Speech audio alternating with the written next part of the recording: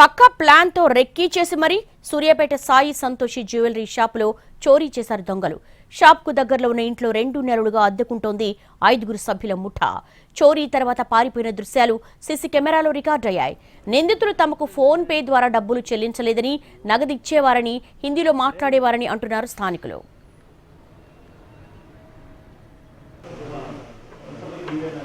మరింత సమాచారం మా ప్రతినిధి విజయ్ భాస్కర్ అందిస్తారు. రాష్ట్రవ్యాప్తంగా సంచలనం సృష్టించిన సాయి సంతోషి జ్యువెలరీ షాప్ ఘటనకు సంబంధించి పోలీసుల దర్యాప్తు వేగవంతమైంది.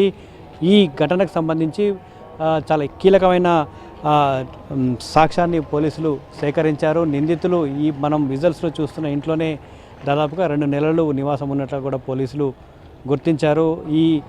ఈ ఇంట్లోకి 2 నెలల క్రితం వచ్చిన 5 వ్యక్తులు కేవలం రాత్రి సమయంలో పడుకోవడానికి మాత్రమే వచ్చినట్లు పోలీసులు గుర్తించారు.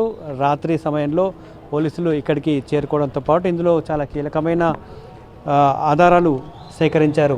ఉపాధి నిమిత్తం వచ్చాము, ఫాస్ట్ ఫుడ్ సెంటర్ పెట్టుకోవడానికి వచ్చాము కాబట్టి ఇల్లు అద్దెకు కావాలని కూడా అడిగినట్లుగా తెలుస్తుంది. ఈ నేపథ్యంలోనే వాళ్ళకి 2 నెలల క్రితం ఇల్లు అద్దెకు ఇచ్చారు.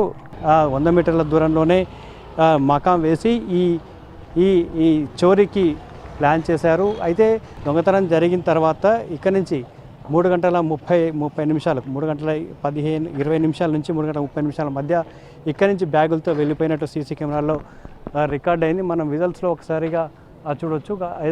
ఈ ఇంటికి సమీపంలో ఉన్న సీసీ కెమెరాలో నిందితులు దొంగతనం జరిగిన రోజున తెల్లవారుజామున 3:20 నుంచి 3:30 మధ్యన ఇక్కడి నుంచి వెళ్ళిపోతున్న విజువల్స్ అయితే చాలా స్పష్టంగా ఇక్కడ రికార్డ్ అయ్యాయి. 3 వ్యక్తులు మొదట వెళ్ళారు. ఆ తర్వాత ఇద్దరు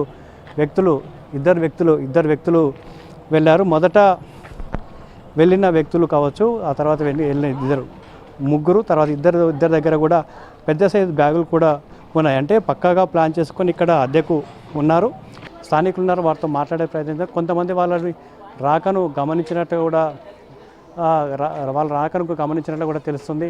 ఒకసారి వాటితో మాట్లాడే ప్రయత్నం. అమ్మ చెప్పండి, ఇక్కడ వాళ్ళని మీరు చూసారా? మీ షాప్కి ఎందుకు వచ్చేవాళ్ళు? వాటర్కు సిగరెట్లకు వచ్చేదండి. ఎన్నిసార్లు చూసారు? మీ దగ్గరికి ఎన్నిసార్లు వచ్చారు? 5 రోజుల నుంచి అయితే అవపడుతుర్రు. ఆదివారం నాడు కూడా 9:30 వార్తలు వచ్చేటప్పుడే వచ్చి వాటరు, చిన్న గోల్డ్ సిగరెట్ డబ్బి 2 లీటర్ 2 వాటర్లు తీసుకుపోయారు. ఇద్దరు వచ్చారు.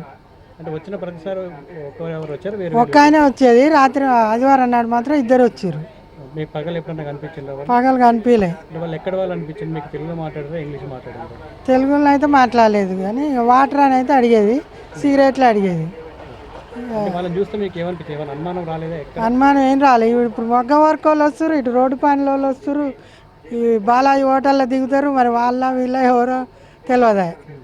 మొత్తంగా ఇక్కడ అంటే స్థానికులు చెప్తున్న దాని ప్రకారం అయితే 5 రోజుల నుంచి వాళ్ళని పక్కాగా గమనిస్తున్నామని చెప్తా ఉన్నారు. చోరీకి సంబంధించి 5 వ్యక్తులైతే ఈ చోరీలో పాల్గొన్నట్లు కూడా తెలుస్తుంది.